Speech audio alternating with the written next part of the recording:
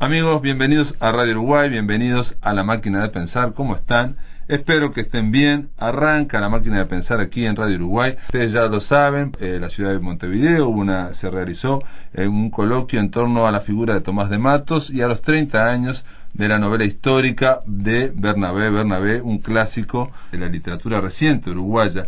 Y bueno, una de las participantes de este coloquio internacional es la profesora Celia Fernández Prieto. ¿Cómo andás, Celia? ¿Andás bien? Muy bien, sí. Encantada. Encantada, Celia. No conocía Uruguay, no conocías Uruguay. No, es la primera vez, ni Uruguay ni Montevideo, así que es otro aliciente más, que aquí llamáis las Ramblas, ¿no?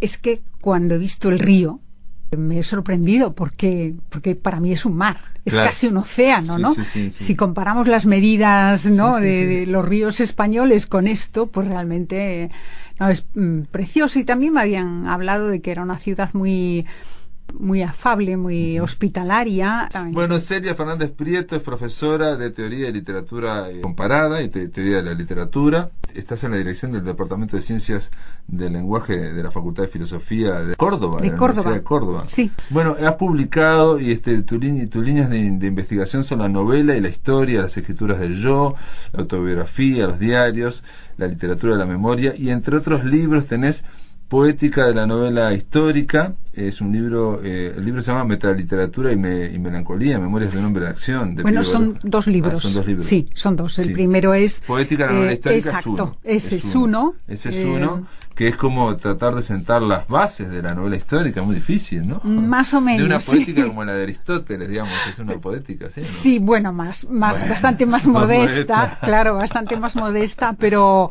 bueno, pretendí en aquel momento, pues, buscar cuáles serían más o menos los aspectos generales que aparecen en la novela histórica. En la novela histórica, básicamente, también digamos que fue el boom que hubo a nivel de, digamos, en lengua castellana, bueno, y en el mundo anglosajón también en los 90, ¿no? En fines de los 90. Sí, ¿no? Sí. Bueno, es un libro que traza un poco la historia de la novela histórica. ¿No? O sea, que arranca, pues, desde lo que consideramos que es su origen, que es inglés, ¿no? Con las novelas de Walter Scott, que tienen un éxito enorme en el resto. ¿No? Y Ivanhoe, nosotros decíamos Ivanhoe, le decía yo, pero es Ivanhoe. Y hay que decir que una de las cosas que siempre se ha hablado mal o criticando la novela histórica, me acuerdo que lo repetía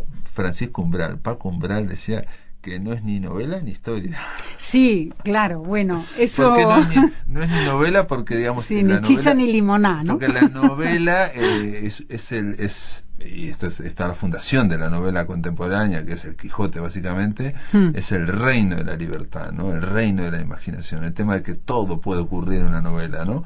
Y en cambio la novela histórica está delimitado por los acontecimientos históricos. Y a la vez no es historia porque ya sabemos que no es historia, ¿no? No, que claro, es ficción. Claro. No es ni novela ni historia. Bueno, yo creo que sí es novela. Yo creo que sí es novela. Lo que ocurre es que la gama de posibilidades que tiene la imaginación del novelista histórico es también muy alta. Es cierto que hay novelas históricas que, se limitan o por lo menos... por el argumento, digamos, o sea... ¿no? Sí y no. O sea, hay novelas históricas que son muy respetuosas con los datos históricos que se saben, con la documentación historiográfica, y hay novelas históricas que son normalmente las novelas históricas más experimentales y de los 90, que justamente lo que hacen es trabajar la distorsión explícita de los datos históricos, ¿no? Jugar como que hubiera pasado, sí, tal cosa. Exactamente. ¿No? Porque en general, digamos, por ejemplo, si alguien escribe algo sobre María Estuardo, obviamente el novelista proyecta y cada una va a ser su María Estuardo y va a cambiar todo de los diálogos, va a ser todo ficción, pero al final le tienen que cortar la cabeza, por ejemplo, ¿no? Esa sería la limitación de la novela histórica. Bueno, al final le cortan la cabeza. Pero puede ocurrir que no se la corten. Que haya un novelista que diga, bueno, que precisamente... Puede ocurrir que no se la corten o sobre todo que muchas veces la novela histórica lo que hace es desmitificar figuras que la historia ha idealizado, ha encumbrado, ¿no? Pues desde, en fin, Napoleón, Cristóbal Colón, en fin, esta especie de figuras míticas, ¿no? Y que muchas veces los novelistas históricos lo que hacen es desmontar esos mitos, ¿no? Humanizar. Exactamente, humanizar o bajan del pedestal. O poner otra versión, ¿no? Es decir, que frente a esas figuras, en fin, que parecen que son perfectas, monolíticas, pues mostrar la complejidad de los seres humanos, ¿no? Como, en fin. En general, el arte de la novela es eso también, digo, diría yo, de todos los artes, que es mostrar la ambigüedad, las luces y las sombras, el tema de todas las personalidades que caben dentro de una personalidad también, ¿no? Exactamente, exactamente. Los muchos, digamos, los muchos yoes, ¿no? O las muchas identidades que puede haber en una misma persona, que puede ser grande y miserable a la vez, ¿no? Opuestos, según pueden estar opuestos. Y eso me lleva directamente a las escrituras del yo, a la autobiografía, a los diarios, que también se trabaja eso, que es el tema también de precisamente alguien que dice una cosa y hace una cosa, pero también siente lo contrario, y de repente en otro momento hace lo contrario, y bueno, vos hablas de los yoes. Yo me acuerdo haber leído en un artículo sobre, en realidad, no importa, sobre Ducho Demetrio, pero él decía que en realidad no tenemos un solo yo, sino tenemos un archipiélago de yoes, como islas, y que eso se puede unir con la narrativa. Y David Lodge dice en otro momento algo muy, muy interesante, muy lindo, que es que todos nosotros, cuando nos despertamos, nos estamos contando a nosotros mismos una narrativa para unir esos yoes, ¿no? Ese es un momento. Exactamente. Yo lo veo así. Necesitamos la narración porque tenemos que hilar, ¿no? Que anudar distintas imágenes de nosotros mismos, ¿no? Y claro, el diario, por ejemplo, ¿no? El diario es un tipo de escritura en el que, bueno, pues al final del día o en cierto momento alguien hace un relato de lo vivido, ¿no? En ese día elige ciertas cosas, no aparecen otras, claro. Y bueno, va mostrando cómo se va articulando día a día, o pues lo que puede ser una historia posible de esa persona, no la historia, porque ahí quedan eso es una selección. Está el caso de, aparte digo, primero hay diarios que se escriben de personas, de grandes personajes o grandes escritores que saben que van a ser publicados, entonces ya están cuidando su imagen.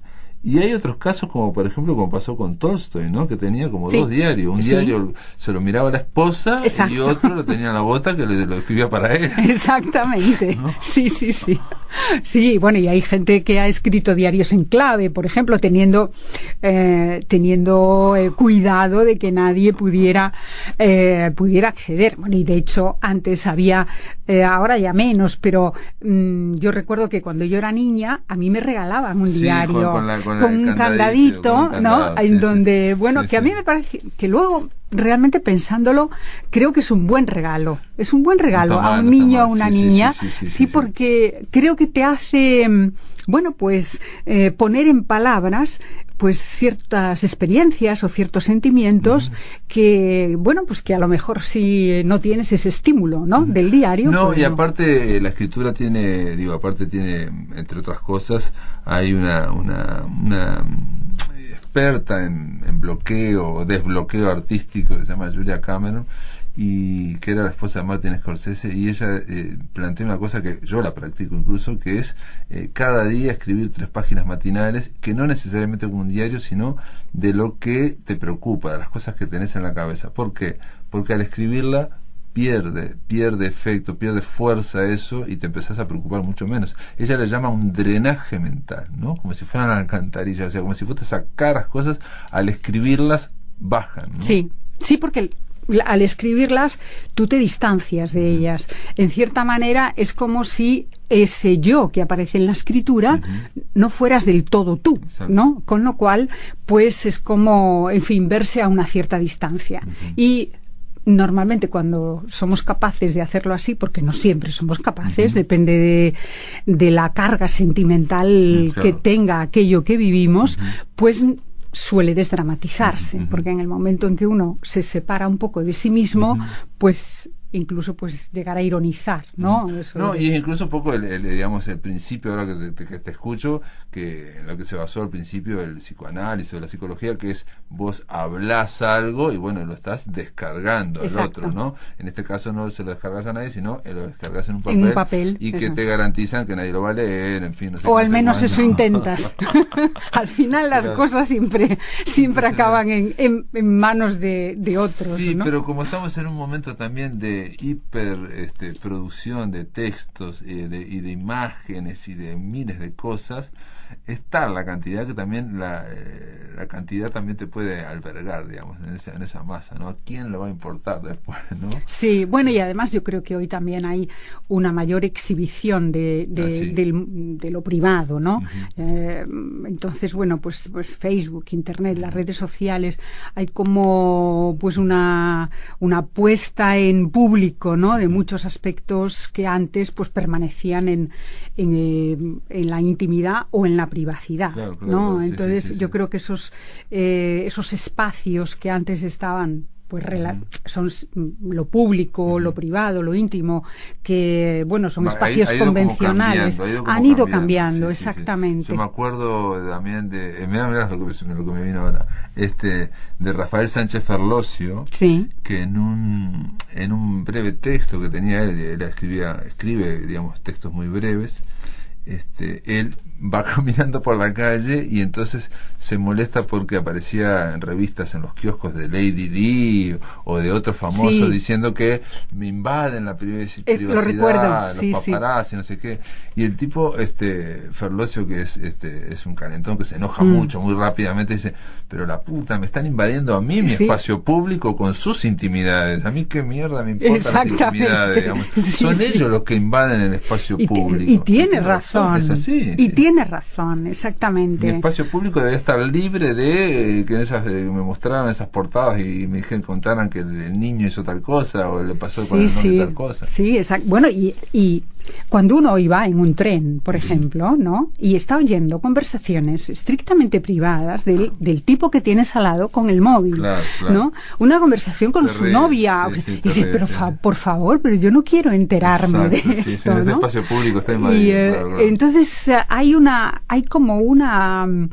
pérdida, ¿no? De conciencia de que hay ciertas cosas, ¿no? Ciertas conversaciones que uno debe realizar en un espacio privado y no en un lugar que es un lugar compartido, ¿no? En un lugar en el que estamos todos y que por lo tanto no tienes por qué invadir el espacio público, exactamente, ¿no? el derecho del otro, ¿no? Pues en fin, a no compartir pues tus historias, en fin. Claro, ahí Sánchez Ferlosio lo que estaba era con su lógica, digamos, dándole vuelta, invirtiendo ese discurso que tienen las celebridades, diciendo, me invaden los paparazzi, no puedo soportar, no puedo tener una vida privada. Y él decía, no, es al revés. Ustedes lo que me están invadiendo a mí.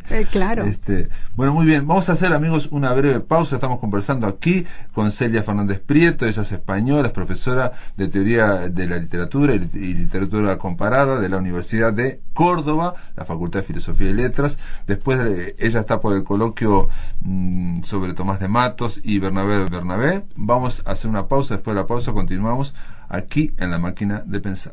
Gente, seguimos en La Máquina de Pensar. Estamos conversando con Celia Fernández Prieto, profesora española, investigadora de la novela histórica, y también yo le hablaba también de la autobiografía, de los diarios, que de alguna forma es una especie, en su momento se hablaba de historia íntima o de, digamos, de sensibilidades íntimas, que también siempre se habla de la historia con mayúscula y las historias, pequeñas historias con minúscula, que es algo que en los años 80, 70, 80, ¿no? Con la posmodernidad tuvo cada vez mayor relevancia, ¿no? Entonces, una de las cosas es ver el lado oculto de los grandes hombres, ¿no?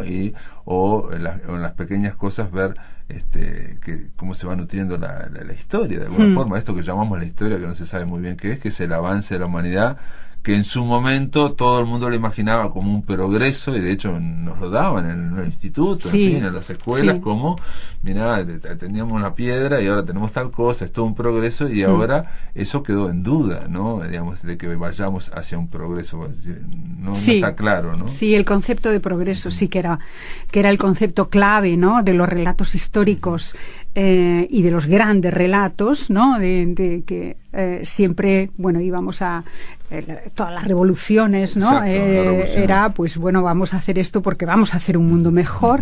Claro, todo eso ha perdido, en fin, intensidad, ha perdido consistencia, y realmente hoy estamos en un momento en el que se ha hipertrofiado el presente, ¿no? En fin, lo que tenemos es que vivir, o sea, aquí y ahora, y de una manera un tanto paradójica, o al menos aparentemente paradójica, lo que ha ocurrido es que ese debilitamiento de ciertas estructuras familiares, económicas, laborales, que antes daban una cierta seguridad, al debilitarse, ha hecho que haya un movimiento de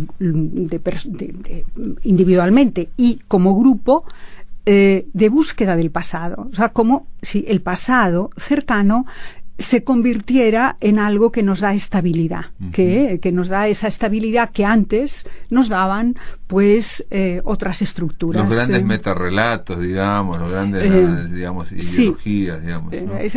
También te pregunto, ¿no será? Porque aquí hay un historiador, Gerardo Caetano, que lo planteaba es un historiador y politólogo, y él planteaba algo así como, lo resumo yo con mis palabras, ¿no? Que en la medida en que estamos en un momento como de presentificación, de eterno presente, ¿no? Se habla de Peter Pan, de todos nos creemos jóvenes, en fin, esa onda de internet que es como un eterno presente, y se ve en los jóvenes, ¿no? Vos que sos docente lo ves en los jóvenes, que ellos cortan con lo que sería el pasado, o sea, le hablas de algo de hace 30 años y le parece el neolítico, ¿no? O sea, tienen la misma vinculación con lo que pasó hace 30 años que con lo que pasaba en la Edad de Piedra. O sea, lejanísimo, una cosa que no tiene nada que ver. Cosa que no nos ocurría a nosotros, digamos, ¿no? De nuestros padres, lo que pasaba hace 30 años, nos importaba, en fin, tenía un vínculo. Y él dice, entre otras cosas, y yo se lo he dicho también a estudiantes, que aquel que no puede imaginar lo que era hace 30 años sus padres o no, él no puede imaginarlo 30 años para adelante tampoco. Sí, es verdad. No se puede. Si vos no podés imaginar 30 años para atrás, es inimaginable. Y entonces yo le decía a los estudiantes, ustedes no se ven a ustedes mismos, ni se imaginan que dentro de 20, 30 años van a ser una persona. Claro. Y me miraban y decían, efectivamente, no, es inimaginable, digamos, ¿no?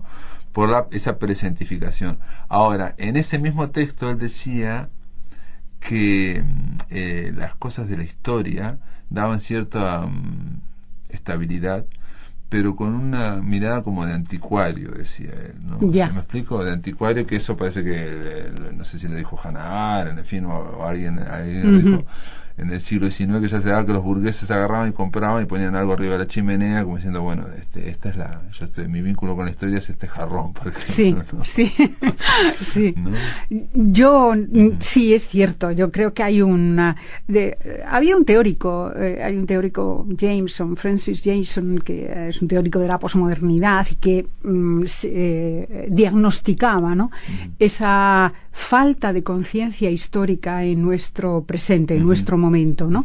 Y que lo que conocemos del pasado es un pasado espectacularizado, es decir, es un pasado tamizado por el cine, claro, por los mercados medievales, por un poco una especie de eso, esa ficción exacto, histórica, ¿no? sí, Entonces, sí. en lugar de ir a realmente interesarnos por lo que pasó, nos interesamos por esos simulacros, ¿no? En fin, no sé nada de la Edad Media, pero me voy a un mercado supuestamente medieval, ¿no? Y me compro exactamente, ¿no? Entonces, claro, es como o también está ocurriendo también, digo, de que desaparece un oficio, alguien que arreglaba bicicletas y dice, no, hay que tratar tratar de preservarlo o hay que guardarle esta bicicleta.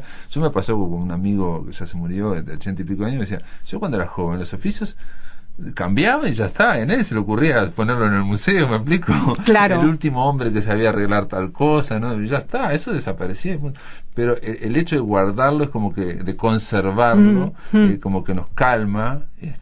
Ya me acuerdo, Eric Hobsbawm había dicho que Eric Hobsbawm, que en esta etapa de la humanidad es la etapa en que la humanidad más ha roto con su pasado. Sí. De toda la historia. Coincide con el diagnóstico de Jameson. Sí, es claro, porque en el momento en que el futuro pierde consistencia, es decir, porque claro, ahora tenemos trabajo, pero no sabemos si mañana lo vamos a seguir teniendo. Tenemos una cierta estabilidad económica, pero tampoco sabemos si mañana va a continuar. Entonces, esa inestabilidad, ¿no?, del futuro, esa enorme incertidumbre, pues hace que realmente la conciencia se fije estrictamente en el presente, ¿no? Porque es vivir hoy y mañana, ¿no? Y ya está. El eterno presente. Entonces, pensás en una semana y ya está. Claro, claro. Entonces, por eso quizá, a lo mejor no de una manera general, pero sí esa mirada hacia el pasado, a lo mejor no en gente muy joven, pero ya gente que tiene 30, 40 años, pues se está viendo, por ejemplo, en la escritura, en las novelas, ¿no? Como, porque aparte hay una fascinación también por ver películas históricas. Claro. Hay una fascinación en este momento, hay una producción constante, o, digamos, Juego de Tronos, que no es exactamente histórico, pero bueno, también, digamos, transcurre una edad mítica, ¿no? Esa fascinación que hay por, yo veía también La Corona de Crown, una serie también de la BBC que es extraordinaria sobre la corona, sobre Isabel, la reina Isabel, ahora, digamos, o sea, pero es continuo y constante, digamos, como que, y a nivel de novelas, más todavía. Sí. Novelas grandes de 1000 páginas. Sí, se sigue. O lo que quieras. Sí, se sigue, sobre todo el mundo griego, Aquiles, Héctor, en fin, ¿no? El mundo griego sigue teniendo una enorme fascinación, pero ahí, es decir, esa atención por una historia que está realmente muy mediatizada, muy hollywoodiense, digamos, ¿no? Claro. Entonces, porque no suelen ser grandes novelas tampoco, no son más bien bestsellers, pero yo tengo amigos que la leen y me sorprende que cuanto más páginas mejor, o sea, de 800 páginas, 1000 páginas, eso me sorprende. Sí, mucho. Porque claro, la novela histórica ha tenido una línea de novela de aventuras, ¿no? Claro. Entonces, y esa es una tradición que pervive y que, y ha sido una de las críticas que se le han hecho a la novela histórica. Bueno, es entretenimiento, es escapismo, es diversión, es que falsea todos los datos, ¿no? En fin. Cuando en realidad la novela histórica, como ocurre con la ciencia ficción, que sería otro extremo, siempre está hablando del presente. Siempre está hablando del porque presente. Además es el presente el que lee el pasado, ¿no? Claro. Siempre el escritor es de ahora y está atravesado por neurosis de ahora y por todos los problemas que de hecho yo leí hace poco un libro sobre memoria de neurociencia, ¿no? Que se titulaba Los 7 errores de la memoria, ¿no? Y una de las cosas que decía es que lo que éramos depende de lo que somos. Que es una frase paradójica. Lo que éramos depende de lo que somos ahora. Exactamente. Claro, ¿no? Que según sea tu presente, individual o colectivo, así se relata el pasado. Pero eso digo porque hay un detalle con la ficción, es que en otra cosa que había leído era que la ficción nosotros recordamos, pero a la vez cada día se nos va muriendo determinado número de neuronas. Entonces el recuerdo no es exactamente igual y la ficción rellena todos los agujeritos, lo va rellenando de todas esas neuronas. Exactamente. Lo va rellenando. Y también pasa a nivel colectivo. Entonces la frase como era, lo que éramos depende de lo que somos ahora. Exactamente. Obvio. Y que estamos atravesados también por esa narración también, ¿no? Sí. Entonces, si lo hacemos cada uno de nosotros, ¿no? Y lo hacen los pueblos también. Y lo hacen los pueblos. Los hacen los pueblos, y ahí voy a pegar un salto. Bueno, quería hablar de Ramón Gómez de la Serna, que yo soy un fanático de Ramón Gómez de la Serna, pero esto que estamos hablando es exactamente lo que dice Javier Cercas, que yo lo he entrevistado un par de veces, y de que, eso de que si no aprendes de la historia estás condenado a repetirla. O yo le dije una frase que me gusta mucho de Carl Jung, que es de Jung, que dice: todo aquello que niegas te somete, y aquellos que aceptas te transforma. Y él le encantó para la última novela de él, la de la Guerra Civil, ahora se me fue. Soldados de Salamina. No, la última, sí. De Monarca de las Sombras. El Monarca de las Sombras. Monarca de las Sombras, donde él dice que si España no asume lo que hizo, lo que ocurrió, va a seguir siendo sometida por aquello que niega, digamos. Le pareció así, como que cerraba, y de hecho a él, a nivel personal, esta novela última es como un viaje a su pasado franquista, sí, digamos, ¿no? A sus antepasados. A sus antepasados, ¿no? Falangistas, franquistas, en fin. Un héroe franquista que era un tío de él, en fin. Que había muerto muy joven. Y que él no lo había querido decir, o no lo quería poner en una novela, digamos, ¿no? Sí.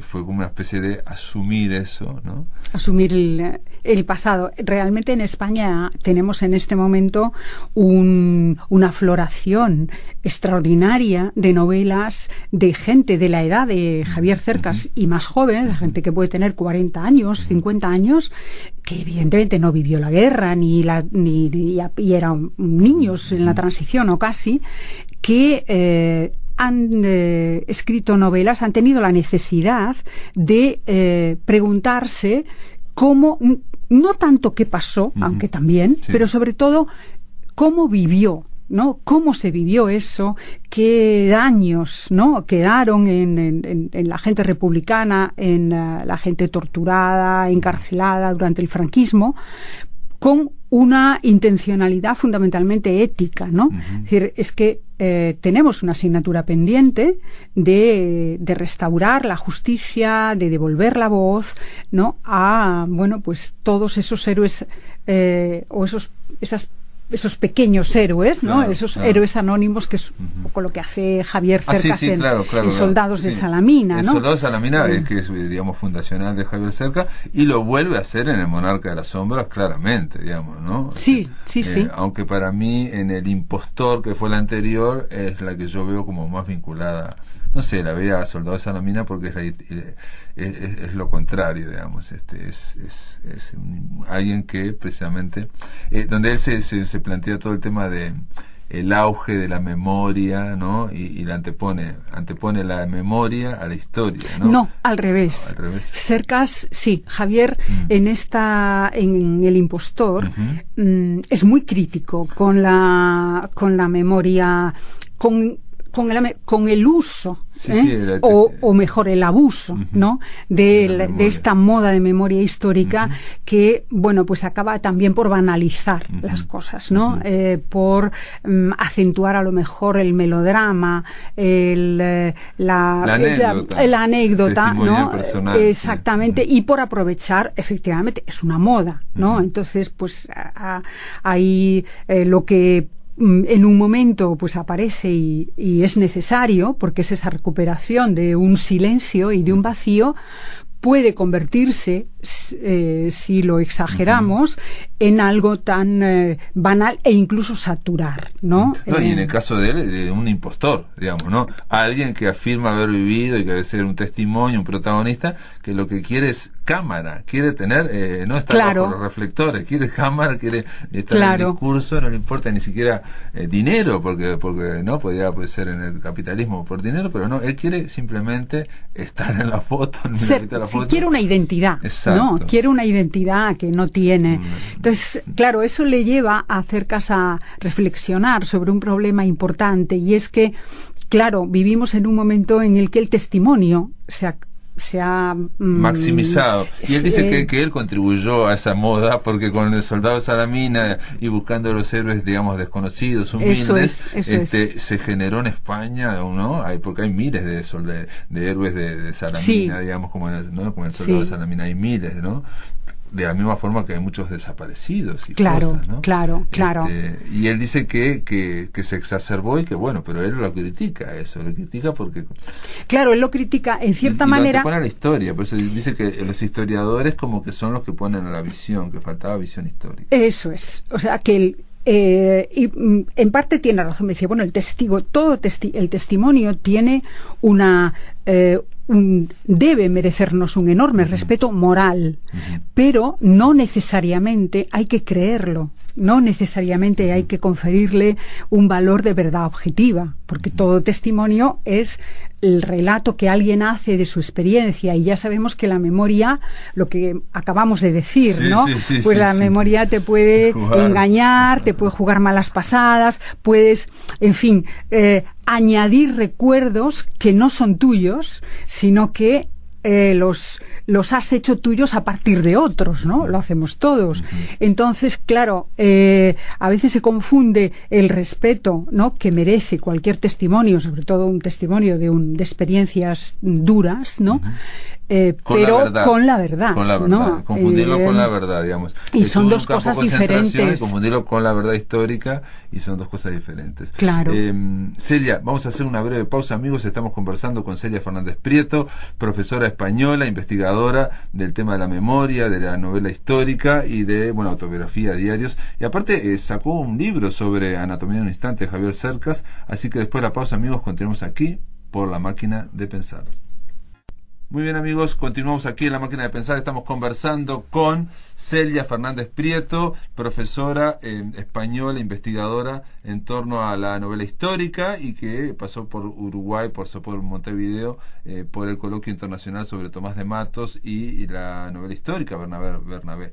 Escribiste varios libros, uno sobre Ramón Gómez de la Serna, otro sobre Pío Baroja, ¿no? Sí. Pío Baroja, alguien que está como muy olvidado, pero... lamentablemente olvidado. Es muy interesante, muy en algún momento aquí era muy criticado. Borges lo criticaba bastante, Borges sí lo criticaba, en cuanto a la falta, digamos, de lustre, de elegancia de su literatura, ¿no? Sí, y se basaba en algo precisamente era algo como buscado o algo que reflejaba su ser, ¿no? Claro, es que Baroja, la escritura de Baroja es una escritura muy suelta, muy fresca, muy pero muy cuidada, ¿no? Esa aparente torpeza que a unos le pueden achacar, ¿no? Sintáctica como que era muy descuidado, un poco bruto, por llamarlo de alguna forma, pues cuando uno entra a leerlo con cuidado se da cuenta de que no es así, aunque es cierto que Pío Baroja elige esa escritura. La elige, incluso elige como una forma de ser de antiescritor también, ¿no? Un poco, ¿no? O sea, no ponerse como en un intelectual, digamos, ¿no? No, Baroja era un tipo un poco misántropo, tenía, un carácter complicado. La promoción, la autopromoción, esto que estamos viendo en nuestros tiempos. No era lo suyo.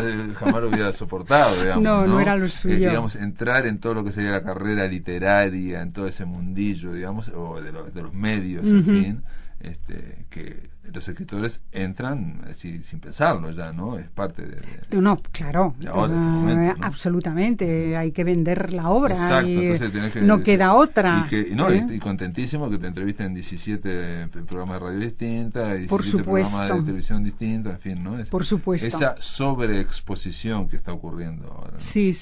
Claro que Baroja también, la presencia del autor en el mundo público cambia, ¿no? En cada momento. Entonces, claro, Baroja es un hombre que está unido a un grupo de escritores que en aquel momento eran muy importantes, Unamuno, Machado, exactamente, ese grupo, y entonces en su juventud, con Azorín, con Maeztu, protagonizan una presencia pública, escriben en periódicos, entonces, bueno, no es lo mismo, pero también tampoco se buscan, digamos, osco. Una plataforma exactamente. Ahora, él era un hombre con una cierta intolerancia a la estupidez, a la tontería, ¿no? Y eso se nota... Muy iracundo, se nota. Igual que Unamuno también, ¿no? Son grandes, o bueno, que mencioné yo, Rafael Sánchez Ferlosio, que es actual, que son como la parte española, como muy... se enrabietan mucho ante la... no soportan nada. Bueno, y ahora que estamos en la era del efímero, del vacío, más todavía, ¿no? Digamos, frente a la estupidez humana, no soportaban nada. Y aparte hay que pensar que eran espíritus o escritores de mucho nivel, digamos, porque también Pío Baroja era un tipo de altísimo nivel en una España que estaba muy anquilosada también, muy atrasada, ¿no? Realmente. Principio del siglo XX. Sí. Una España, oscura y oscurantista, ¿no? Porque Pío Baroja, por ejemplo, en Memorias de un hombre de acción, que la sitúa, que es una novela histórica, la sitúa en el periodo de las guerras carlistas, ¿no? Va mostrando la vida de los pueblos, el maestrazgo de los pueblos de Castilla, etcétera, y entonces, él no soporta esa influencia tan enorme de la Iglesia, tremendo, ¿no? Ese control de la vida, de la psicología, de dominio, espíritu, exactamente. Dominio, entonces, eso es algo, y no era un hombre antirreligioso, era un hombre anticlerical en este sentido. Y bueno, ¿no? para que se den cuenta un detalle de los amigos que nos están escuchando, y yo siempre lo cuento porque parece una cosa increíble, cuando viene la República Española, se le quiere dar obviamente el voto a la mujer, y las diputadas comunistas y anarquistas no quieren dárselo. La socialista Victoria Kent sí, pero ¿por qué la pasionaria no quería que le dieran el voto a la mujer? ¿Por qué?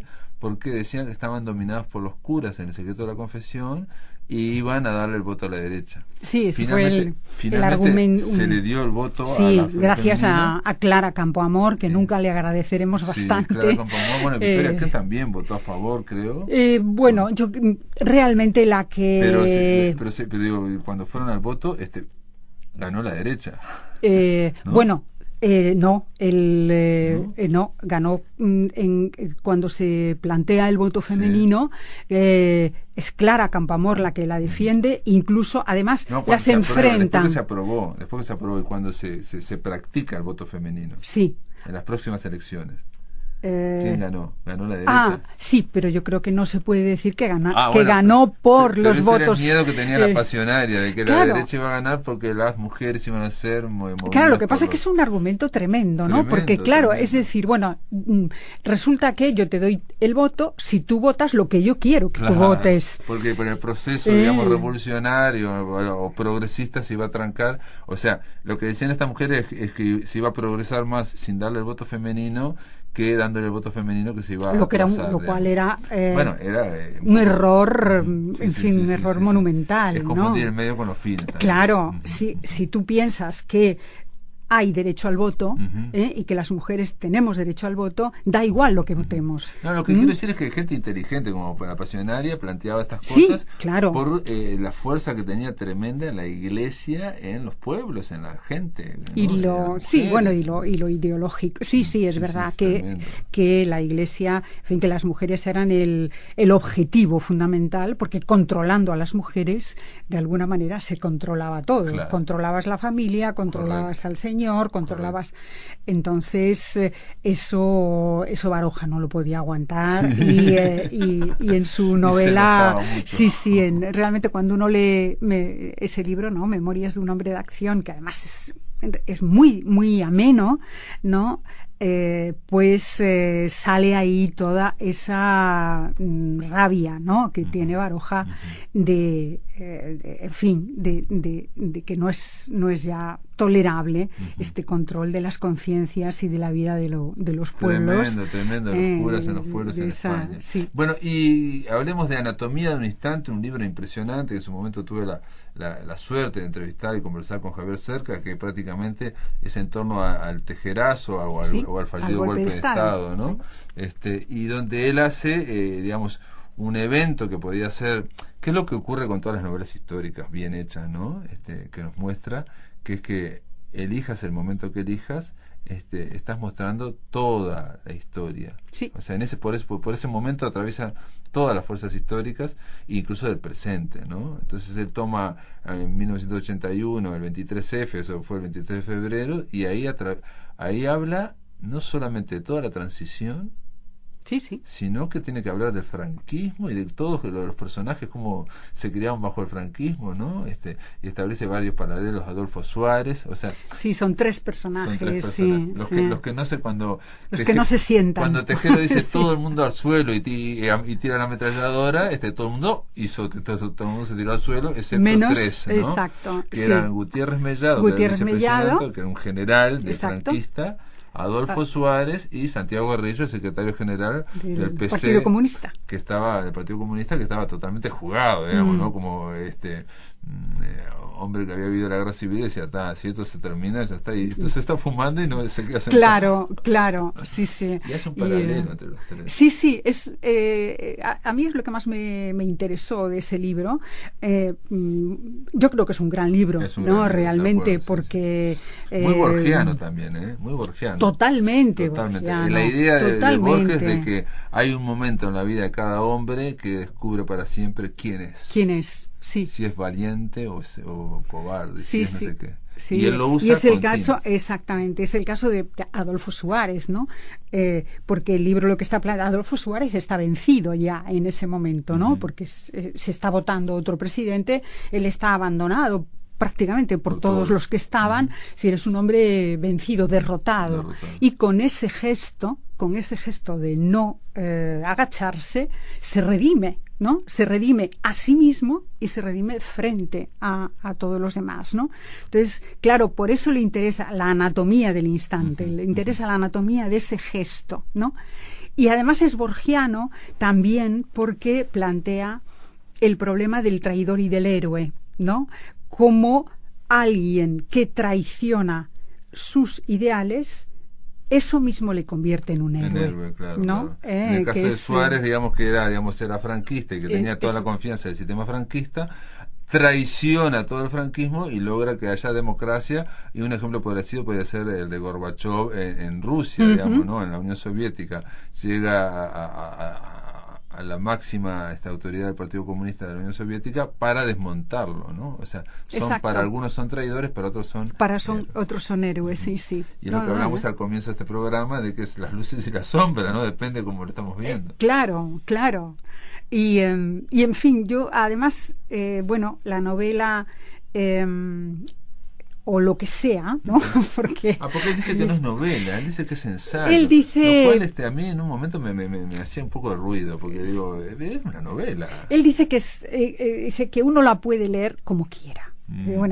Hace como Truman Capote, como diciendo que todo lo que está pasando acá son todos datos que yo verifiqué y como que no hay nada de ficción.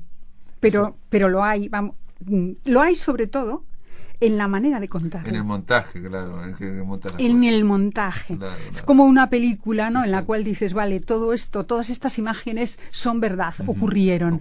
Pero el montaje es ahí tu marca, claro, ¿no? Con otro montaje contaría otra cosa. Eso es. Entonces, realmente el Pero montaje... eso pasa en los documentales también, ¿viste? Que claro. En los documentales pasan, digamos, la vida de una hormiga, lo que fuera, no sé qué, pero después se edita y, bueno, puede ocurrir que claro. una cosa dramática o súper aburrida o lo que fuera, digamos. Claro, porque al fin y al cabo, el montaje es tu mirada. Es cómo tú estás viendo las cosas y qué relato quieres hacer, ¿no? Entonces, este libro de Cercas parte de las famosas imágenes del golpe, ¿no? La entrada de Tejero en las Cortes con esa brutalidad. Él parte de esa escena y empieza a, digamos, desmenuzarla, ¿no? Poco a poco va, y de ahí como si fuera tirando de un hilo, ¿no? Como porque es una escena fija, claro, ya está. No, pero incluso volvemos con el tema de que uno tiene en la memoria y, digamos, los agujeros, digamos, por las neuronas que se nos van muriendo, se van rellenando, o a veces queda la impresión, hace poco leí, pero ahora no me acuerdo cómo se llama, la cuestión de que vos crees que un hecho histórico ocurrió y en realidad y lo cree todo un pueblo, toda una ciudad, todo un mundo, y no ocurrió. Por ejemplo, en Anatomía del Instante lo que dice es que las imágenes de televisión española no se vieron en ese momento. Pero todo el mundo, yo creía que lo habíamos visto en ese momento. Yo también. O sea, todos creíamos que lo habíamos visto en ese momento. En realidad lo que se veía era la voz salía por la radio. Y después sí, cuando se venció el golpe, la repitieron tantas veces que todo el mundo creyó que eso había salido en que vivo. Lo habías visto, sí, yo lo creía y también. Y Javier Cercas también lo creía sí, y todo. Sí, son esos espejismos que se producen en ciertos momentos. Colectivos, sí. Todo el mundo hubiera jurado que tal cosa. Sí, hubiera jurado el también. Efecto, lo vi en los archivos X en la última. Los yanquis le llaman el efecto Mandela. ¿Por qué? Porque en los años, fines de los años, principios de los años 90, y así hicieron una encuesta, y bueno, todos los yanquis decían que habían visto morir a Nelson Mandela, o sea, que sabía, porque hacía 17 años que estaba preso, ¿bien? Y nada, el efecto Mandela es que gente te diga que pasó algo que no ocurrió. Que no ocurrió. Y en este caso, lo mismo, lo del 23F, nos juntábamos nosotros y con Javier Cercas, todos jurábamos y perjuramos que nosotros lo vimos en la televisión. Sí, y no ocurrió, es cierto. Sí. Increíble. Es increíble, sí, es increíble. Para hacernos pensar, ¿no? Cómo la percepción pero colectiva, aparte, de todo un pueblo, ¿no? Es increíble. Sí, es que, bueno, quizá también porque, como sí lo oímos en la radio, ¿no? Porque además es que estábamos todos pendientes, ¿no? O por lo menos, bueno, había... Y inmediatamente, claro, pues la radio estaba transmitiendo en directo y además se escuchaban los disparos. Se escuchaban los disparos y todo, porque claro, al final se produce como una especie de alucinación colectiva. Porque después ¿no? lo pasaron tantas veces, una y otra vez. Que digo, a nivel mundial es como lo de las Torres Gemelas. Digamos, igual, y estaba pensando en eso.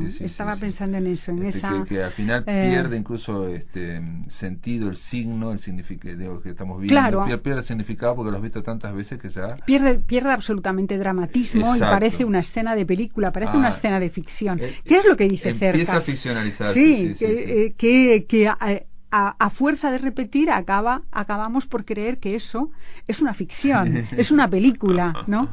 Y porque precisamente lo que él dice es: quiero devolverle a esa escena la realidad que perdió, ¿no? Claro, y lo voy a contar desde una novela, porque él dice que no es una novela, pero digamos, en todo caso es un ensayo montado como una novela, porque está montado para que sea entretenido como una novela. Un ensayo no se preocupa tanto de esa forma. Y el estilo, esa reiteración que él hace en el estilo de contar lo mismo una y otra vez, que a veces es como...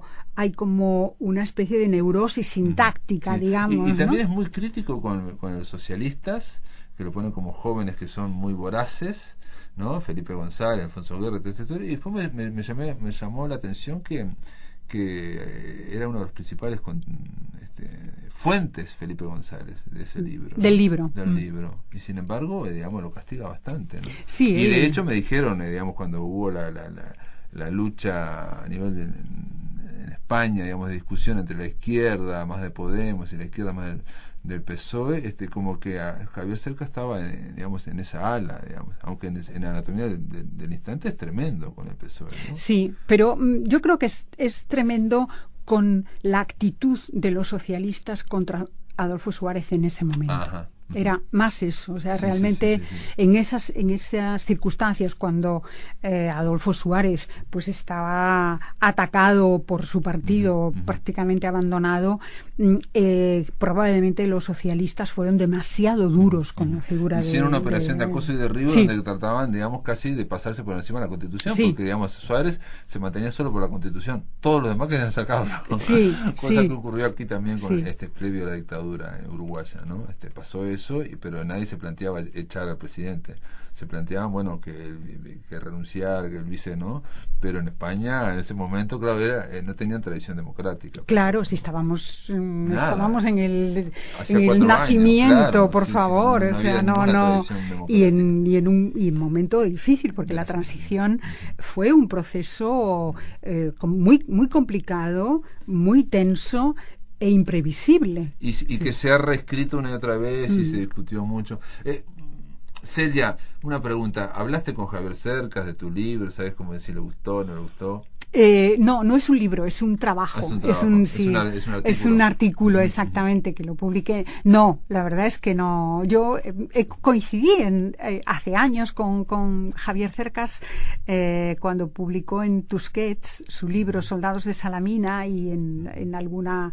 Vamos, él no se acordará para nada de mí, por supuesto, y es un hombre, bueno, muy simpático e inteligente, sí. pero no hemos hablado de eso, y casi mejor, porque Casi mejor. No.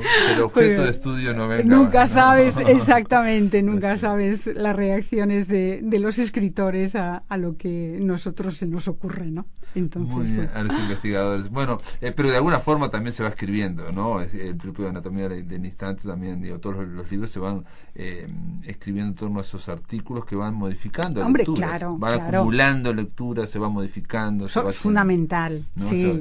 Los libros viven de las lecturas que todos hacemos, exacto, ¿no? Si no, se convertirían en piezas de museo a las que nadie va, ¿no? Exacto. La vida de los libros son los lectores, ¿no? Exacto. Celia Fernández Prieto, profesora española, investigadora, gracias por estar acá en La Máquina de Pensar. Ha sido un placer. Un gusto, realmente ha sido un gusto para mí conversar contigo. Gracias por estar. Nada, encantada.